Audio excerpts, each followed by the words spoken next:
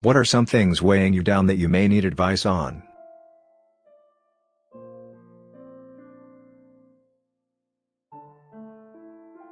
Toxic mother-in-law has been drugging me. I need some serious advice on what to do, other than going to the police. So my mother-in-law, who I thought was a loving person, has been coming over a lot ever since my dear husband and I told her we were trying to have a baby after 5 years of marriage. Toxic mother-in-law has never been my biggest fan. She thinks my career takes over most of my life and I have no time to cater to her poor little baby boy. Dear husband, I am very successful, I own my own store, and it does take up a lot of my day. But I am home every night at 5 p.m.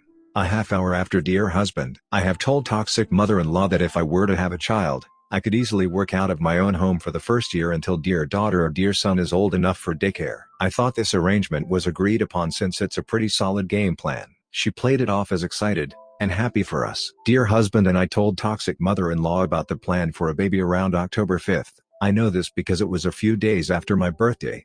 Every single day since, and I mean every single day since, toxic mother-in-law has been coming over for coffee or drinks every night at 5:30 p.m. I haven't been too bothered by it as she helps clean up around the house, and helps with supper to keep my baby incubator stress-free. Toxic mother-in-law has always been a bit overly touchy with dear husband. He's currently 27 years old, and a few months ago he announced to the family how sore he was from work, and he couldn't get this one knot out of his neck.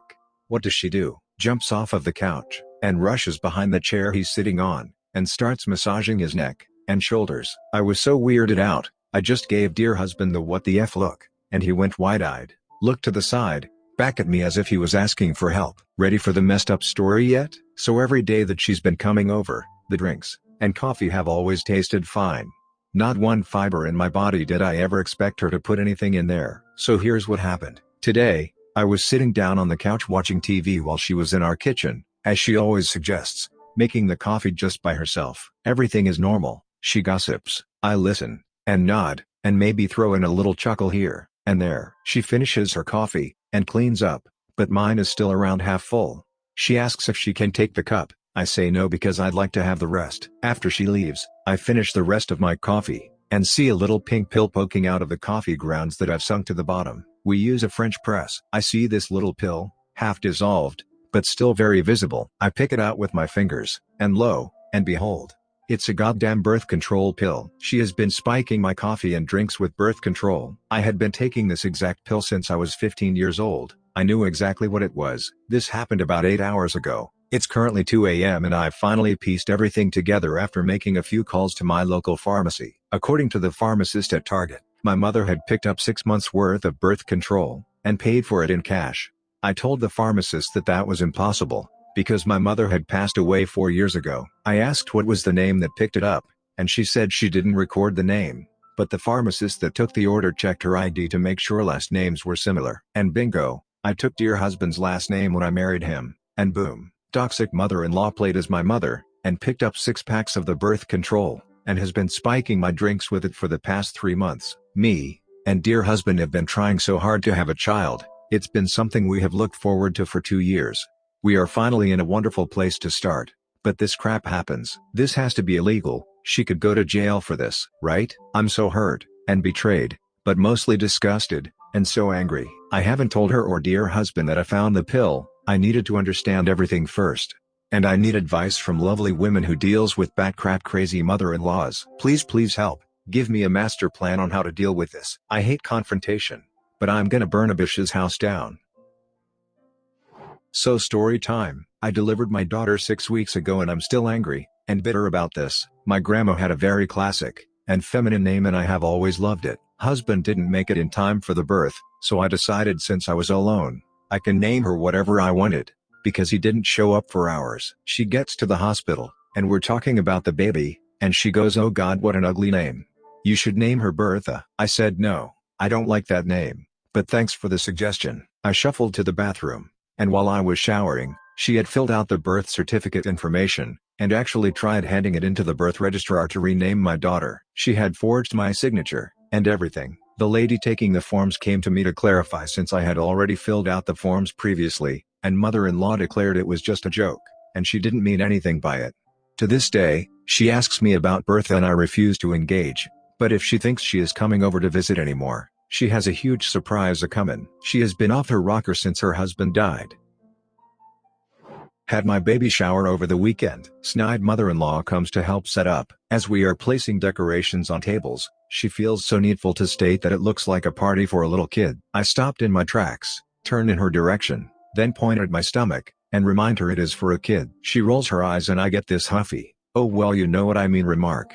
And of course at the end we get to hear a lovely comment about how she's just glad all of that's over with. All I can do is think to myself, yes, you put such a large effort into this. You had to make 40 salami rolls, and bring 2 cases of water. Insert eye roll. Honestly, after all her fussy comments leading up to the shower, I'm surprised that's all that was said.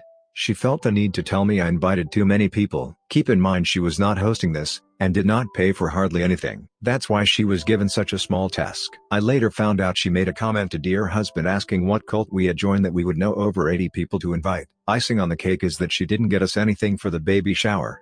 Told dear husband that she will just wait, and see what everybody else got us, and find out what we need, after. She's not computer savvy, and according to her a gift registry is rude. The day after the shower, we go to visit my sister-in-law who is in from out of state. Of course she's staying with the in-laws. So while we're there, mother-in-law feels the need to lecture dear husband about his unnecessary spending. Because him going with friends out for drinks and dinner was just unnecessary. According to her, I love seeing my husband's shiny spine when he told her it wasn't her money, and none of her business. She tried to backpedal, and say she was just referring to us needing to back off on those things once the baby gets here. He then told her the same thing. It's still none of your business because it's still not your money.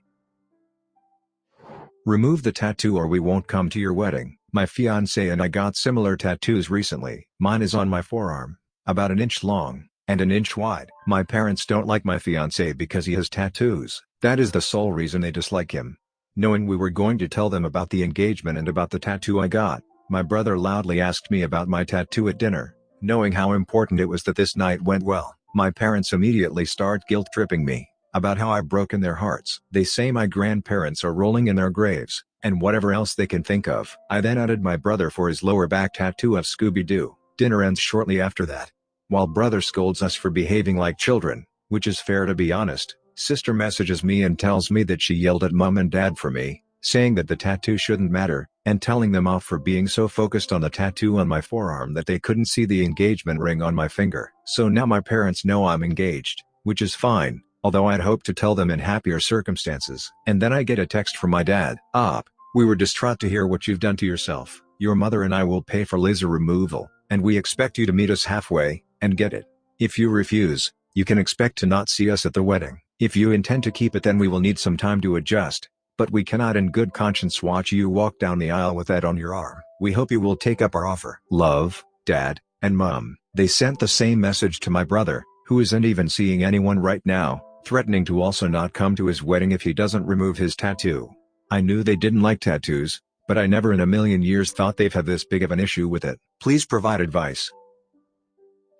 Nice try, mother-in-law. My boyfriend's mother has been exhibiting some toxicity for a while now. Some of her symptoms include constantly making jokes about my appearance, treating me like a servant when she comes here, repeatedly showing up whenever she feels like it, getting annoyed when we have plans, and complaining that my boyfriend never has time for his poor old mom since we got together, and always comparing me to his ex, saying I'd never measure up to her. It's also worth adding at this stage that the reason she liked his ex so much is that the ex was so worried mother-in-law wouldn't like her she agreed to everything mother-in-law said and did, which included learning how to cook Esso's favorite foods, and letting mother-in-law take her shopping to buy her clothing that mother-in-law would wear. It was creepy, especially given that she looked a little like mother-in-law, like same hair and eye color, same face shape.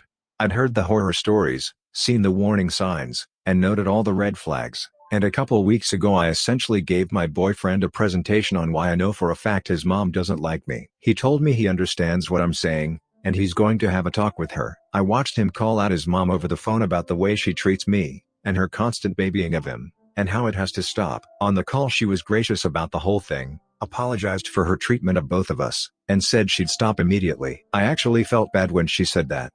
But then today she showed up again, totally random, during a time my boyfriend wasn't there. I said he wasn't home, and she said I know, and said she wanted to talk to me alone. Red flag number 1. She then said she wanted to do a fun day, so we could talk, and make sure everyone knows where they stand. Red flag number 2. I then said I had plans, which I did, and she said, well, you'll just have to cancel them then, while smiling. Red flag number 3. I then asked her what she was thinking of doing, and she said spa and shopping, bearing in mind the last time she took one of SO's partners shopping. I want to take this moment to thank everyone on Advice Subs, because my lurking has paid off. I put all of the advice into action. I know it was for other people, but I've nicked it. I looked mother-in-law dead in the eye, and said no. She asked why not. I said I don't want to. She demands a reason. I respond, I have a previous engagement and I do not want to go shopping with you. She says she planned this day out so we could sort things out. I say there is nothing to sort out. Have a nice day. And showed her the door. She leaves. I text SO to let him know what happened, and he responded, she already told me. She's not happy. Can't believe she just showed up when I just talked to her about that. Gonna have a talk with her about limits as soon as possible. I'm glad he's having that talk, and she's not even that bad as far as toxic parents go. But if he can get her to calm down and step off a bit, I do think she could eventually be a lovable person. Just needs some healthy boundaries, and a bit less insulting me, and one of those already seems to have stopped. Subscribe and turn on the notification bell for more stories delivered to you. Thanks for listening. See you later.